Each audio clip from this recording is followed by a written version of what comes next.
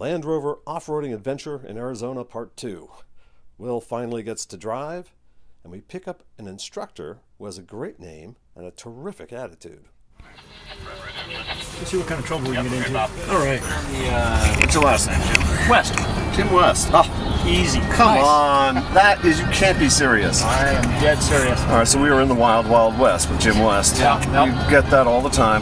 Do you like the newer one or the old one? The newer one didn't come back to bite me as much as the old one did. The old one's great. Because I grew up with that one, so I did too, yeah. it was always, where's Artemis? Exactly. So, have you ever met an Artemis? A person named Artemis? I haven't, but I think if I had, I would have had to been friends. Yeah, I would have had to stay in touch. Yeah. Why wouldn't you? You have to go off on adventures. Yeah. I would have always thought that's more of a girl's name. Artemis? Yeah. Artemis? Yeah. Artie. No, but like Artemis was like a goddess.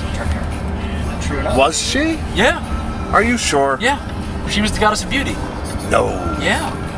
Maybe they spelled it differently, but I have to question. So is there just Iron the transmission case twice as big to accommodate? Oh no. Oh, I see what you're saying now. Yeah, so you have your transmission, right. And then a lot of vehicles have a transfer case, right? Which would be for that. This one has actually a center differential. It's not a transfer case because it's full-time four-wheel drive. Okay. So basically, a little bit of throttle, enough to let the car work, but not so much that you're really, causing a lot of drama, spinning and all that. Traction control is going to take a minute or two to kick up. Not a minute, but seconds to figure out, okay, we're going, and it's going to break the tires as they're spinning. You just want a nice, steady, smooth throttle. This car works brilliant. To be quite honest, in this setting, the non-supercharged, much better because the supercharged, the power comes on so quick. Yeah. You have to be a lot better on throttle control to keep it nice and smooth. What this gives, and especially like I say with the supercharged car with the rear locking diff, is you have that advantage that I have with my Detroit, but you have the electronics that say, now's a good time to be locked, now's not a good time. And you don't even have to, you have no input from the driver's seat. It's just sensing it and doing it automatically. These technical conversations went on for quite some time. And as we went along, the snow got deeper. But to be honest, it didn't matter. The Range Rover handled it so well, it frankly got boring. But this is great snowball snow. Exactly. So we switched drivers, with Will taking the opportunity to show us his GoPro face, and then decided that in order to be entertained, we had to try and start a war with the car behind us. All right, so you want me to go completely off-road, like go over that way? Well, I would prefer not, but really? If we must, yeah. I'd like to prefer that we do. Yeah. See, there's a vote. We're having a vote. Yeah. See, I'm making a new range of tracks just to screw with the people behind us. That'll do. So basically, that part of the conversation usually ends up with me saying something like, "It's a democracy as long as I let it be."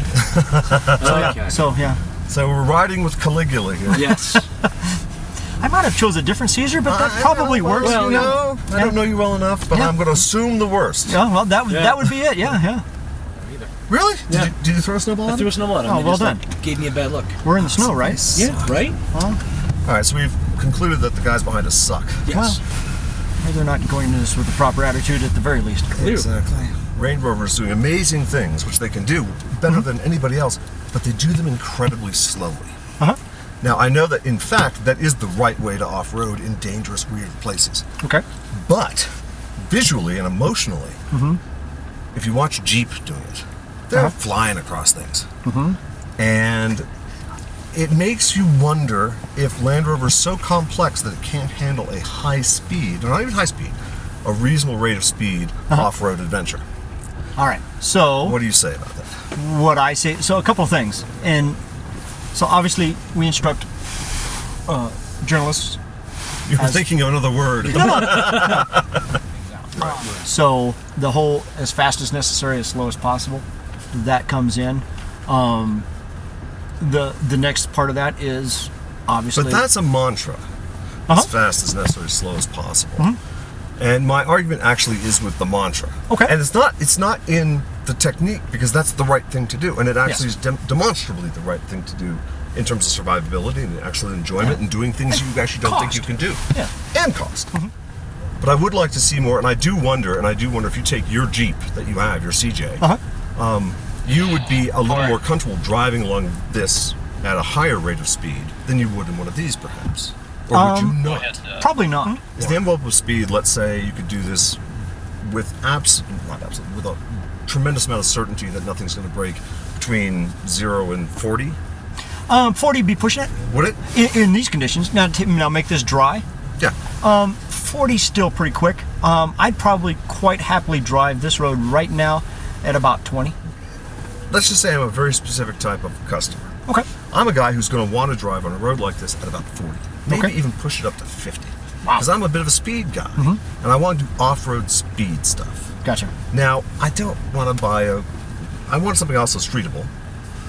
And I want something, I would love to be able to have something as comfortable and as nice as this. I can afford it. But I'm wondering about the reliability of pushing this car under those conditions of what I think I want to do. And you don't want to buy a Raptor. Well, that's the question here. Will then pointed out that one would not rock out quite as comfortably in the back of a Raptor, and he then proceeded to demonstrate what he meant.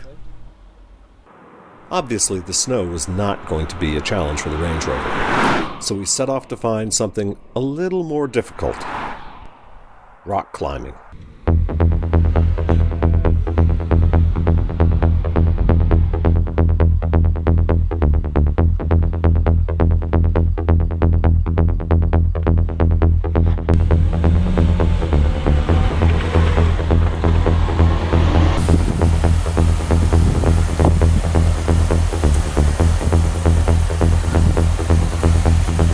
Nice.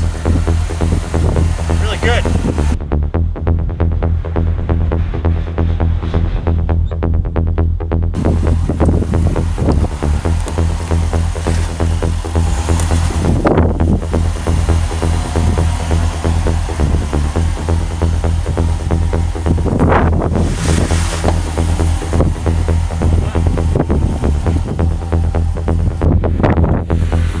Yes!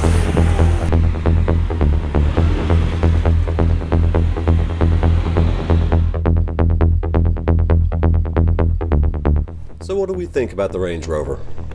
Well, it's capable, and it's beautiful, and it is luxurious, and it is expensive.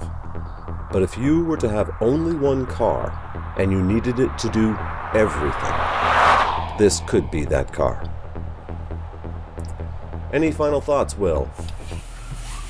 Hey, I just met you. And this is crazy. But here's my number. So call me maybe? Oh dear.